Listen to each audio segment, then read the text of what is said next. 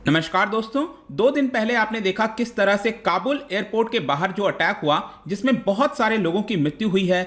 इसको लेकर Joe Biden के ऊपर काफी ज्यादा प्रेशर था और उन्होंने साफ तौर पर कहा था कि इसका रिटेलिएशन लिया जाएगा। और ये आप देख सकते हो यहां पर killed the target US strikes Islamic state in Afghanistan after Kabul attack. तो इसके बारे में अभी तक हमारे पास जो भी डिटेल है वो मैं आपको बताने वाला हूं और ओवरऑल पर्सपेक्टिव से इस पूरे मुद्दे को समझने की कोशिश करेंगे। चलिए आगे बढ़ते हैं, लेकिन उसके पहले अगर आप यूपीएससी की तैयारी कर रहे हैं या फिर किसी भी एग्जाम की प्रिपरेशन कर रहे हैं, सिंपली आपको हमारे ऐप को डाउनलोड करना है या फिर studiiq.com पर जा सकते हैं। सभी कोर्सेज आपको बहुत कम दाम पर वहां पर उपलब्ध करा दिए जाएंगे। चलिए देखते हैं एग्जैक्टली यहां पर हुआ क्या है। देखिए, जो प्रेसिडेंट बाइडेन है उनके ऊपर बहुत ज्यादा डोमेस्टिकली भी मैंने कल एक वीडियो भी बनाया था जहां पर जो अपोजिशन पार्टी है, रिपब्लिकन पार्टी है, उनके द्वारा इस्तीफा मांगा जा रहा था, इंपीचमेंट की बात चल रही थी और यहां पर बाइडेन ने कहा था कि हम इसका बदला जरूर लेंगे। और इसी को देखते हुए आप कह सकते हो जो यूएस मिलिट्री है उन्होंने यहां पर ड्रोन के माध्यम से, अब ध्यान रखिएगा कि यूएस के द्वारा कोई बहुत ज्यादा डिटेल में चर्चा नहीं की गई है, इसके बारे में बताया नहीं गया है कि एग्जैक्टली कितने लोगों की मृत्यु हुई होगी,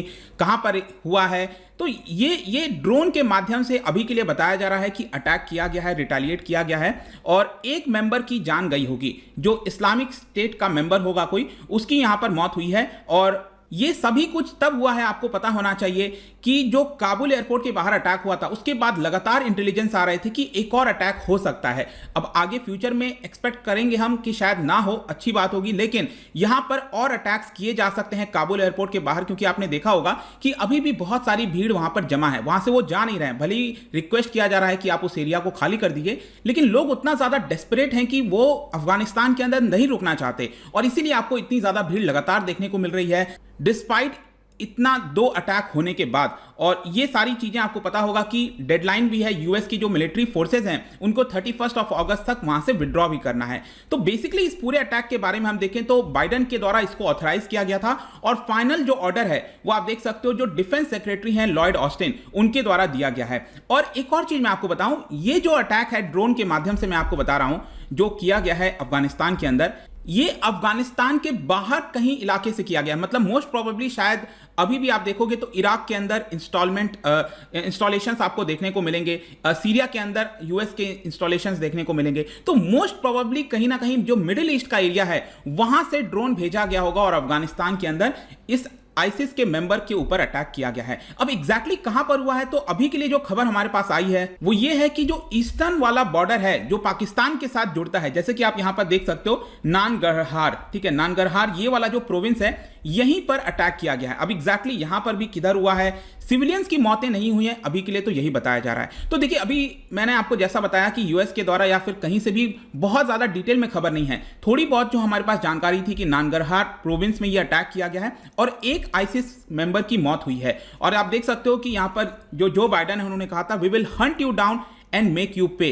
लेकिन यहां पर क्वेश्चन ये आता है कि यहां पर ये जो एक मौत हुई है, क्या यूएस यहां पर रुकेगा या फिर फर्दर अटैक किए जाएंगे, ये तो समय बताएगा। लेकिन इस ओवरऑल जो चीजें हुई हैं उसको हम किस पर्सपेक्टिव से देख सकते हैं, एक चीज तो यहां पर साफ निकल कर आता है कि यूएस के पास कहीं ना कहीं अभी भी कैपेबिलिटी है कि वो अफगानिस्तान के बाहर से भी जो अटैक है वो अफगानिस्तान के अंदर कर सकता है, क्योंकि अभी तो आपको पता है अफगानिस्तान के अंदर यूएस विड्रॉ कर चुका है। जो भी फोर्सेस हैं करीब 5000 के आसपास बताया जाता है जो फोर्सेस हैं वो आपको काबुल एयरपोर्ट पर देखने को मिलेंगे। और इसके साथ साथ एक और चीज ये है कि भले ही वो अटैक तो कर सकता है, रिटेलिएट कर सकता है यूएस, लेकिन यहां पर जो थ्रेट है, एक्सट्रीमिस्ट थ्रेट है, उसको बचाने में उसकी कैपेबिलिटी काफी कम हो जाएगी, क्योंकि अफगानिस्तान से वो विड्रॉ कर रहा है, जाहिर सी बात है वो वहां पर चीजों को, इंटेलिजेंस जो गैदरिंग है वो अच्छे से नहीं कर पाएगा। तो दोनों चीजें हैं, उसके पास कैपेबिलिटी है कि अफगानिस्तान के बाहर से रिटेलिएट कर सकता है, लेकिन वो जो कैपेबिलिटी है वो बहुत हद तक कम भी हो गई है, ये भी आपको समझना है।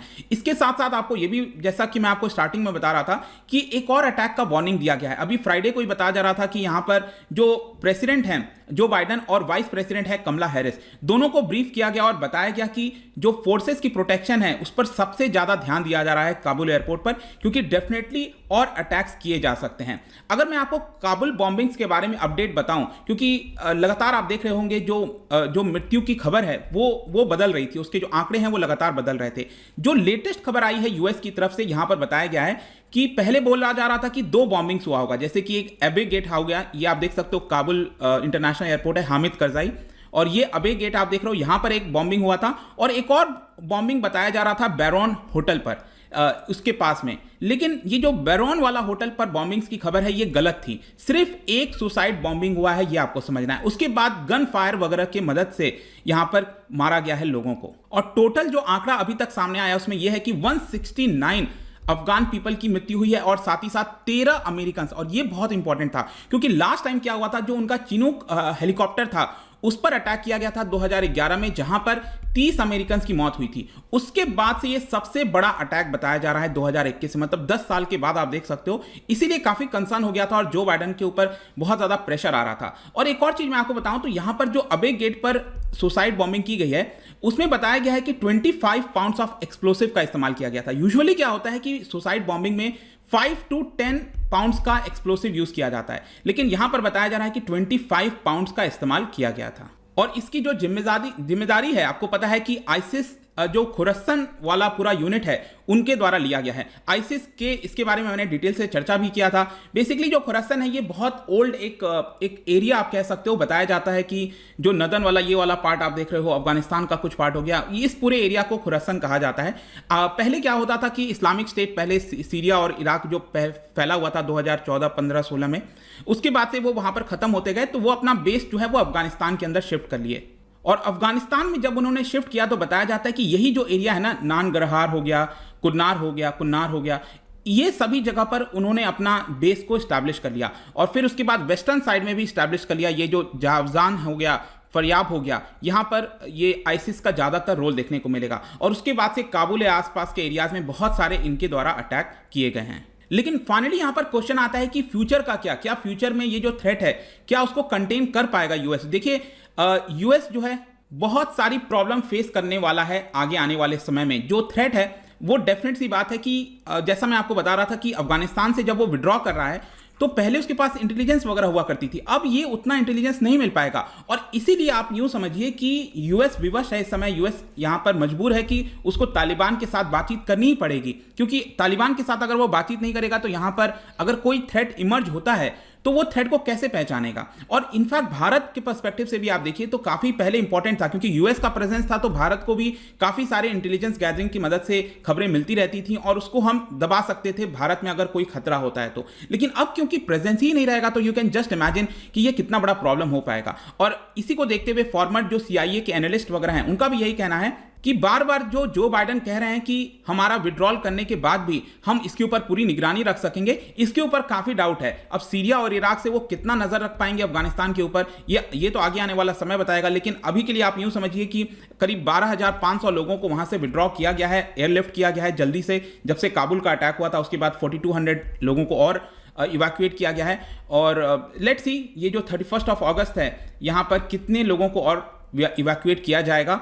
और बहुत ही चिंता की बात है। अब देखते हैं कि आगे यहाँ पर फर्दर अटैक्स की जो खबरें आ रही हैं होता है कि नहीं। बट जाने से पहले एक इंटरेस्टिंग क्वेश्चन, इंटरेस्टिंग क्या मतलब काफ़ी समय से हम तालिबान और ये सब खबरें पढ़ रहे हैं, लेकिन क्या आपको पता है कि इस समय तालिबान का लीडर किसको बोला जा रहा है, कौन है एग्जैक्टली यहाँ पर जब हम तालिबान के लीडर की बात करते हैं। और इसका जो राइट आंसर है आपको पता ही है, मेरे इंस्टाग्राम पर तो मिलेगा ही। वहाँ पर अगर आप नहीं हो कोई बात नहीं, टेलीग्राम से आप ले पाओगे इसका सही उत्तर। मैं कई सारे एमसीक्यूज यहाँ पर डालता रहता हूँ स्टोरीज के फॉर्म में, आप जाकर प्ले कर सकते हैं। बाकी अगर आपको पीडीएफ चाहिए तो टेलीग्राम पर आइए, अलग अलग सोशल मीडिया पर भी आप जुड़ सकते हैं। साथ ही साथ अगर आप यूपीएससी की तैयारी कर रहे हैं, किसी भी एग्जाम की प्रिपरेशन कर रहे हैं, सिंपली हमारे ऐप को डाउनलोड करना है, सब कुछ आपको वहाँ पर मिल जाएगा। आई होप कि वीडियो आपको पसंद आया होगा। मिलता हूँ आपसे नेक्स्ट टाइम।